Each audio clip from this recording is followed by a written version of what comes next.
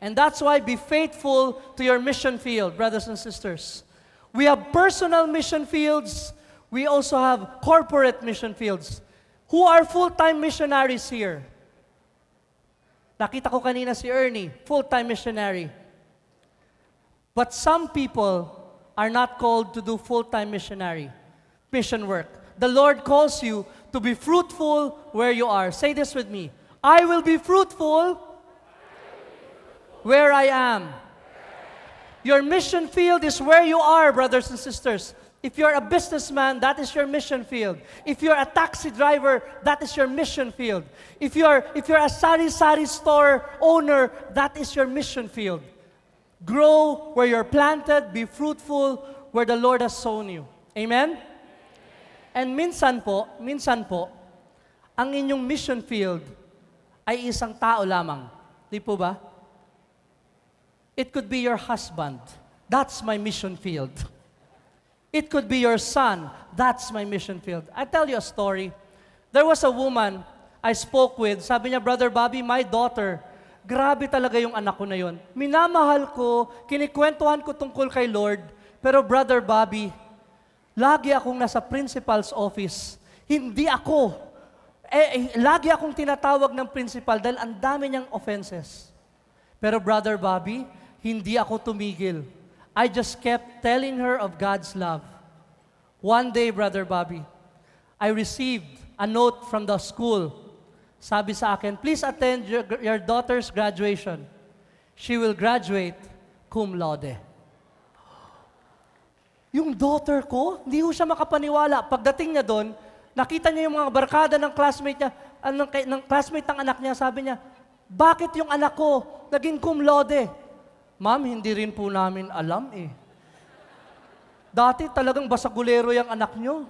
Pero this year, nakapagbasa yata ng Purpose-Driven Life na libro, tapos kinikwento na niya kung paano mo sinasabi sa kanya yung lahat ng nababasa niya doon, nakikita niya sa buhay nyo. Tapos sabi niya, dahil dito, magbabagong buhay na yata siya. Alam niyo po, nagulat kami. Ngayon, ang galing niya this semester, ngayon, cum laude po siya. At alam niyo po, brothers and sisters, kwento ng babae, pag akyat sa stage ng anak niya at tinanggap niya yung medal, hindi niya sinuot. Alam niyo po anong ginawa? Tinawag ang nanay niya, Ma'am, please come up the stage.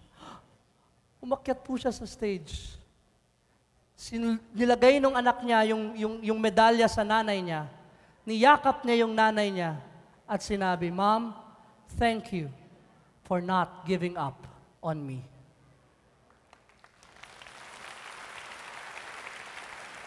Are you about to give up on your son?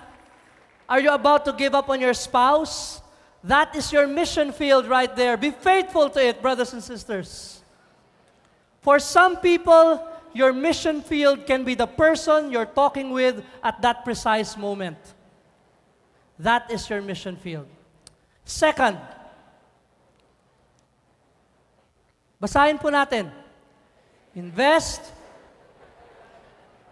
Sino po ang mga negosyante dito? Taas kamay. Mga negosyante.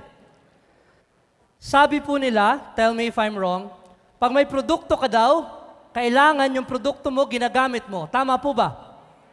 Hindi ka makakabenta ng produkto mo pag hindi nakita ng customer mo na ginagamit mo yung produkto mo. Unless you invest on your product, you cannot force another person to invest in it, right? The same thing with God. You cannot tell a person to invest his life on the Lord if you do not invest your life on God. Hey, Brother Bobby, I have always invested my life on God. What's the most important word there? Balikan natin yan. Everybody say whole. Some people, they invest only 60% of their life. Let me tell you a story. Meron daw pong isang barbarian.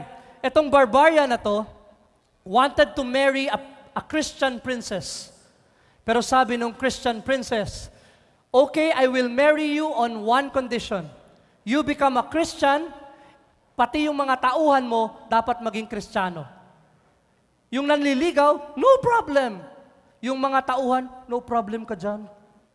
Ikaw siguro nanliligaw ka, pero ba't mo kami dinadamay? My men will become Christians. Okay? Ganito po yung ginagawa doon. Takot po yung mga tauhan niya na maging Kristiyano. Bakit? That means they will have to give up fighting. Hindi na sila pwede manggera. So they had a plan. Ano po yung plano nila? Everybody say what? Ito po yung plano nila. Kasi ang ginagawa dati, nilulublob lahat ng bagong Kristiyano sa tubig. Anong ginawa nila? Nung nasa ilog na sila para gawing Kristiyano, they got their fighting swords. Tapos nilublob nila yung sarili nila, puwera ang kanilang fighting swords with their arm. Ang tawag doon, unbaptized arms. Everybody say unbaptized arms. Do you have an unbaptized arm in your life? Lord, I give you everything, Lord. But please, Lord, don't force me to forgive this person, Lord. Lord, I give you everything, Lord. But Lord, please don't force me to be honest in my business, Lord. Lord, I give you everything, Lord. But Lord, I cannot give up this particular bisyo, Lord. Hindi ko kayang ibitawan to. Do you have unbaptized arms? You cannot force anybody to invest their life on Christ. You cannot convince anybody unless they see you investing your whole life in the Lord. Repeat after me. Investing in God is not a mistake. Tagalogin mo to. Ang pag-invest sa Panginoon, Tagalog yan ha, ang pag-invest sa Panginoon ay walang lugi. Totoo po ba yan? Totoo yan. Naalala ko po, in 2008, I left my job to become a missionary. Mahirap po yun because I have 3 children and 1 wife. Buti na lang, hindi na pagpalit po ano. I didn't have an income. It was very difficult. But the Lord told me, take care of my people and I will take care of you. Alam niyo po, sunod-sunod ang pagsubok ng 2008 sa pamilya namin. And there was even one time, pa-check out na kami ng hospital dahil may sakit yung mga anak ko. Paubos na yung pera namin sa bangko. Wala kaming pambayad. I said, Lord, you told me, take care of my people and I will take care of you. To my surprise, people just kept giving and donating to me. I'd like to grab this opportunity to thank my brothers and sisters in Ligaya ng Panginoon, Lingkod ng Panginoon, Pathways, servants of the Lord's Vineyard. If you're here, they gave, they supported me during those times. And you know, brothers and sisters, sobrang dami. Kahit yung mga other communities that I give talks to, they just gave and gave. Kumita pa ako. No, just kidding. I did not. I was just telling them, wag na. But brothers and sisters, that was one realization that I had. That if you invest in the Lord, God will not let you lose. Amen? Palakpakan natin ang Panginoon, brothers and sisters. Revelations 3:16 says, because you are lukewarm, neither hot nor cold, I will spit you out of my mouth. Sabihin nyo, lukewarm. Let's not be lukewarm. Let's invest everything in the Lord so that others may invest in the Lord as well. Number 3. Basahin po natin. Rely on God's power. This is my 3rd book, Choices, Part 2. Bibigay ko po, ay sige, Kuya Arben. Kuya Arben, complimentary po yan. In exchange for that, can you give me, kasi collector po ako nito, a dental floss. I love dental floss. Teary-eyed po ako pag nakakatanggap ako ng regalo na yan. No, you can give it to me po. What's that in your hands? Buksan niyo po yung first. Thank you so much, Kuya Arben. Palakpakan po natin si Kuya Arben. Magikero ho pala kayo. Why did I do that? Everybody say, why? I did that because I wanted to drive home this point. When I asked Kuya Arben for dental floss, ang reaction niya was, wala. I said, what's that in your hands? There's something there. I've given you something. I will not ask you for anything that I have not given you. The same thing with God. When God tells you to go on mission, God is giving you what you need to do what He wants you to do, brothers and sisters. Asking for dental floss is crazy. Di po ba? Bakit dental floss? Sometimes God will ask you to do crazy things as well. But you just have to believe that God will give you the power to do it. Nakalagay po sa Philippians 4:13, basahin natin. I can do all things through Christ who strengthens me. And I remember the story of Moses. Diyan po nanggaling yung what is that in your hands. Moses at this time was already an old man. He was a fugitive. He was already a shepherd when he stumbled upon the burning bush. Di po ba yung burning bush? And what did the Lord tell him? Repeat after me. Go to Egypt and set my people free. And Moses said, he had a lot of excuses. Matanda na ako. Well, I cannot speak well. And then what did the Lord say?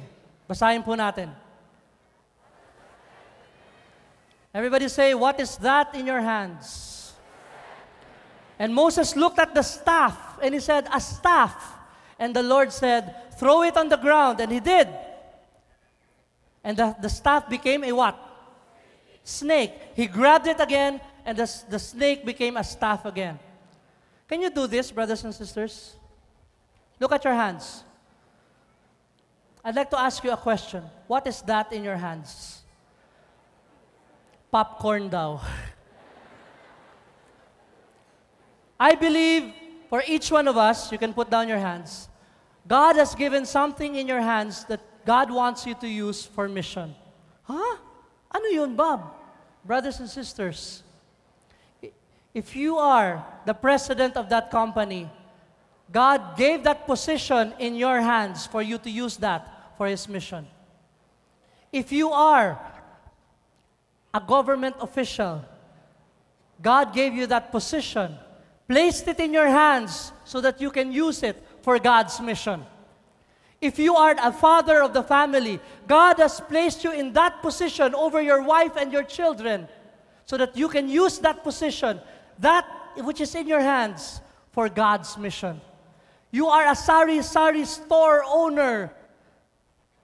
God has given you that business so that you can use that business in your hands for His mission. Do you believe that, brothers and sisters? What is that in your hands that God wants you to use for His mission?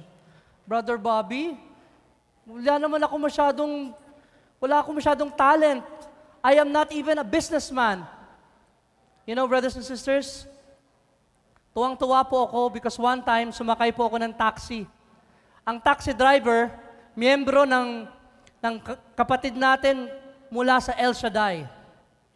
Nakakatuwa po siya dahil ang pinapakinggan niya puro religious music at religious preaching. Tahimik lang po siya. Tapos pag kinakausap ko siya, sinasagot niya lagi, mabait kasi si El Shaddai. Talagang kahit na mahirap yung buhay, binibigyan niya ako ng pera. Mabait talaga si El Shaddai. Napakagaling na taxi driver, di po ba? What is that in his hands? A taxi with a radio, and he's using it to evangelize. Alam niyo po, dahil mabilis siya magpatakbo, talagang ma-evangelize ka. Lagi kang nagdadasal. At pag nagdasal ka, sasabayan ka niya, Amen? Amen?